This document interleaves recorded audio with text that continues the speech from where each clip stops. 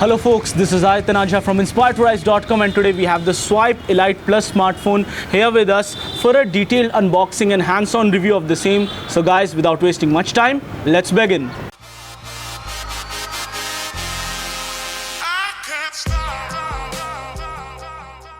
So guys, the Swipe Elite Plus is one of those smartphones which feels like a very nice budget offering, and for a price of around 6,999, which is around 7,000 rupees, this smartphone packs in quite a lot of punch. So let's first unbox this and see what do we get inside this.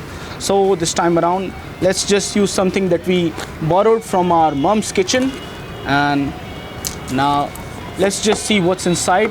So the device looks very premium for the price, the Swipe Elite Plus, and it's a very nice 5-inch smartphone. Has a very nice premium finish on the back, very nice textured back, and if you just look at it closely, it somewhat resembles the Nexus 4, but it's even lot more thinner. And let's just see what else do we get inside the box. So on the inside, what else do we get? So let's just open this up. Very stubborn box it is, and this is what we get on the inside. It's a micro USB to USB cable, and apart from this, what else do we get? It's on the other side, so it opens from both sides. On the other side, we get the adapter for charging, and that's it. You don't get any earphones with this, but at this price point, it's actually difficult to think of the fact that a company can provide you with earphones. It's actually a very economical device at this price point, and to expect earphones at this price point might be an overkill. So guys, this is what the display of the Swipe Elite Plus looks like when viewed from the front. Quite bright and saturated it is, and on the top of this device we have the 3.5mm jack. On the bottom we have the speaker grill and the micro USB port. On the right hand side we have the power button and the volume rocker for this device, and as can be seen on the top we have the 3.5mm jack. It looks pretty slim, and it is actually pretty slim and very lightweight to hold in hand. It's around 139 grams or maybe even lesser. And on the back we have the Elite logo, as can be seen over here. Has a 3050 mAh battery, and you get separate slots for micro SD card and dual SIMs, so that's good enough for this device. It comes with a QualComm Snapdragon 615 chipset, which can be seen over here. And apart from that, all of these specifications are quite decent, and this smartphone comes with 2 gigs of RAM, 16 GB onboard storage, 64 GB expandable storage via micro SD card, and it is a decent phone. The number of sensors is a bit less, but it is a budget phone, so you can't expect too much from it. 29,528 score on Antutu benchmark, okay score, 415 single core score and 1358 multi-core score on the Geekbench 3 benchmark, which is a low score, 56 frames per second average score on the Nina Mark 2 benchmark for this smartphone, and it scored pretty low on the Quadrant Standard benchmark also.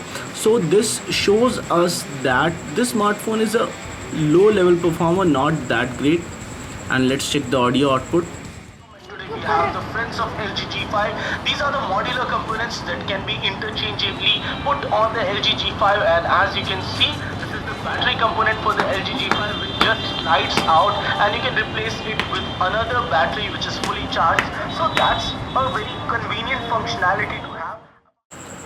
So even the audio output was okay enough, not the best in class, but when you keep your finger on the speaker like I showed you, then the audio output does go away, and that's really bad. And the front camera is a 8 megapixel camera, which is pretty good for this device, and the back camera is a 13 megapixel camera with a f2.0 aperture, so that's also pretty sharp. And this image was taken with HDR mode turned on. The sky has a very strong backlight, as can be seen, but still it was able to distinguish, and the image has the sun also in the picture, and you get plenty details in the foliage also in the trees.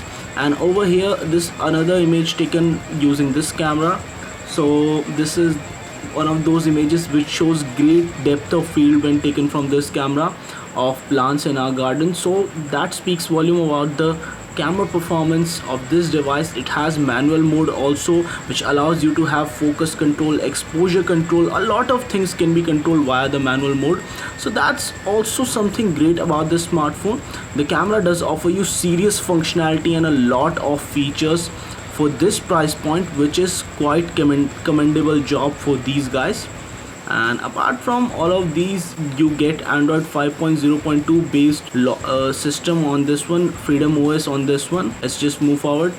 For a price of around 7,000 rupees, the Swipe Elite Plus does look like a good smartphone. It has a 3050 mAh battery. It has a very nice touch screen and a 5-inch full HD screen.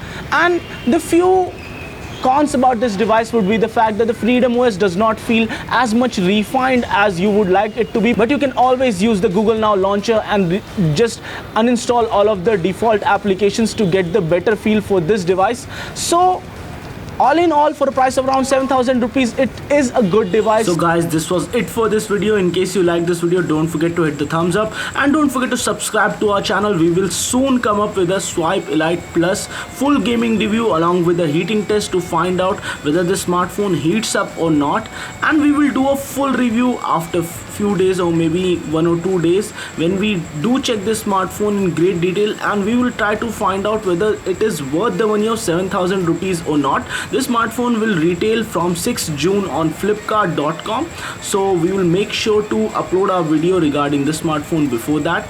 So guys, this was it. In case you liked it, do hit the thumbs up, and this is Untitled Chapter from inspiredtorise.com signing off folks. Stay inspired to rise.